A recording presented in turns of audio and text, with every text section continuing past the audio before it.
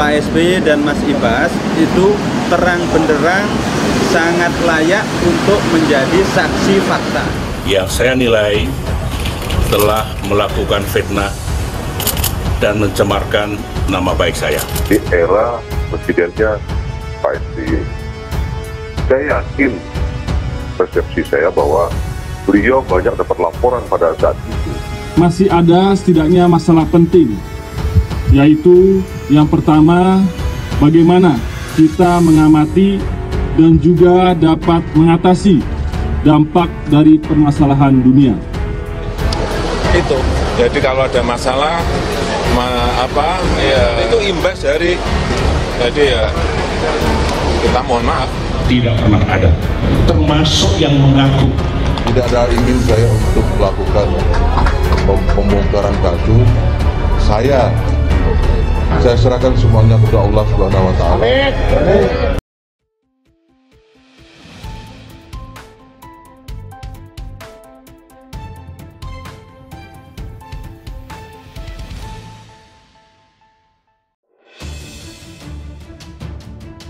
Selain sebut SBY, Antasari juga ikut menyeret nama Ibas dan Hatta Rajasa.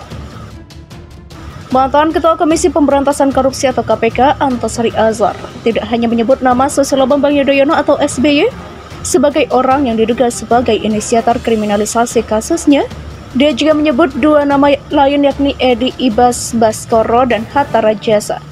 Kedua nama itu disebut dalam rangkaian cerita yang berbeda. Nama Edi Baskoro muncul sebagai orang yang diduga melakukan pembelian alat informasi dan teknologi Komisi Pemilihan Umum atau KPU. Namun belum juga dipakai, KPU melarang penggunaan alat tersebut. Permasalahan inilah yang sedang diselidiki oleh KPK ketika itu, bahkan Antasari mengutus seseorang ke kantor KPU dan bertanya mengenai alat TI yang malah di-grounded. Tetapi belum sampai ke sana untuk diusut, saya sudah diusut duluan. Demikian ujar Antasari ketika diwawancara secara eksklusif. Nama Ibas pun baru didengar Antasari setelah KPK melakukan proses penyelidikan terhadap kasus itu. Sementara di saat bersamaan KPK tengah menangani kasus korupsi aliran dana Yayasan Lembaga Pengembangan Perbankan Indonesia atau YLPPI yang melibatkan besan SBY Aulia Pohan. Mantan Deputi Gubernur Bank Indonesia itu sudah ditetapkan sebagai tersangka, namun Aulia memang belum ditahan. Pada saat itulah kediaman Antasari di daerah Bumi Serpong Damai atau BSD didatangi oleh seorang pengusaha media yang belakangan disebut sebagai Haritanu Sudipjo. Kedatangan pria yang akrab disapa Hati itu membawa misi dari Cikeas agar Aulia tidak ditahan. Saya tanya Cikeas itu siapa, lalu dia menyebut nama SBY. Demikian tutur dia. Antasari menyebut pertemuannya dengan Hati disaksikan oleh beberapa orang termasuk adik, istri, ajudan, dan pengawal pribadi semasa dia bertugas di KPK. Karena tidak menyangka konsekuensi yang akan menimpa dirinya, Antasari menganggap pertemuan itu biasa saja. Oleh sebab itu dia tidak mencatat jam berapa dia bertemu dengan HT, pun dia juga tidak menceritakan pertemuan tersebut kepada komisioner KPK lainnya. Antasari juga tidak penasaran mengapa SBY harus mengutus HT untuk menemuinya. Dia hanya menduga lantaran HT adalah pengusaha ternama sehingga memiliki akses ke pemimpin negara termasuk SBY. Permintaan SBY agar Aulia Pohan tidak ditahan kemudian ditolak oleh Antasari. HT tetap bersikeras memohon tetapi tidak direspon positif. Di saat bersamaan kata Antasari, KPK juga baru saja menerima laporan audit dari Badan Pemeriksa Keuangan atau BPK untuk kasus Bank Senturi, di mana ketiga kasus tersebut diduga melibatkan orang-orang yang dekat dengan SBY. Peran mediator. Keputusan untuk menahan Aulia Pohan sudah ditetapkan bersama oleh seluruh komisioner. Lantaran itu pula Antasari tak sempat dipanggil ke Istana Negara oleh SBY. Ketua Umum Partai Demokrat itu meminta agar sebelum Aulia ditahan maka dilaporkan dulu ke dia. Itu yang berbicara adalah Pak SBY sendiri langsung kepada saya, demikian kata dia.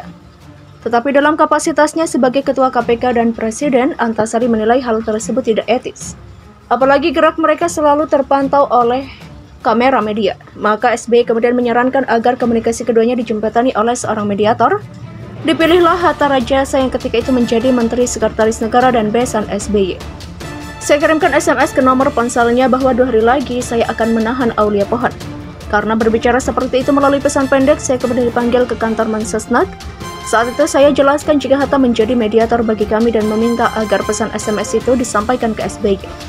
Begitu di hari penangkapan tidak ada jawaban yang dia terima, maka Aulia Pohan langsung ditahan.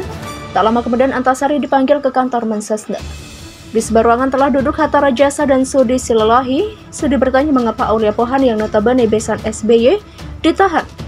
Saya jelaskan bahwa saya sudah memiliki komitmen dengan Pak Hatta, sebelum ditahan akan saya kabari. Ketika saya tanya ke Pak Hatta, ternyata dia lupa menyampaikan pesan itu kepada Pak SBY. Demikian tutur dia. Hatta kemudian diajak Antasari untuk menemui SBY agar bisa diberikan penjelasan yang mumpuni. Sayangnya saat itu SBY sedang marah besar, lantaran beberapa kasus berskala besar tengah ditangani. Antasari berpikir dirinya sedang dijadikan sasaran untuk dikriminalisasi. Dalam wawancara dalam program Prime Time Metro TV itu, Antasari juga membantah adanya motif politik dengan sengaja membuka hal tersebut H-1 jelang pilkada serentak.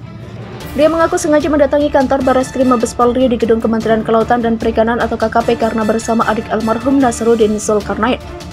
Adiknya itu mengatakan lebih baik ke kantor polisi tanggal 14 Februari saja karena bertepatan dengan hari kematian kakaknya. Demikian kata Antasari. Gerasi yang dikabulkan oleh Presiden Joko Widodo sama sekali tidak bermotif politis. Sebab gerasi itu disampaikan katanya setelah meminta nasihat dari Mahkamah Agung. Jika dari Pak SBY, pengacara atau Pak Haritanu Sudibjo menyebut ini adalah fitnah, mari kita buktikan saja siapa yang menyebar fitnah. Kita buktikan saja, undanglah kedua pihak itu, saya siap dikonfrontir. Demikian kata Antasari. Sejak diizinkan bebas bersyarat pada tanggal 10 November 2016, Antasari mengaku akan membongkar kasus yang sempat membelitnya. Sejak awal dia sudah membantah membunuh Direktur PT Raja Wali Banjaran, Nasruddin Zulkarnain pada tahun 2008 lalu. Akankah Antasari akan membongkar kasusnya hingga tuntas? Sementara SBY akan menggelar jumpa pers pukul 21.00 waktu Indonesia Barat di kediamannya di kawasan Mega Kuningan untuk mengklarifikasi semua tuduhan yang dialamatkan oleh Antasari.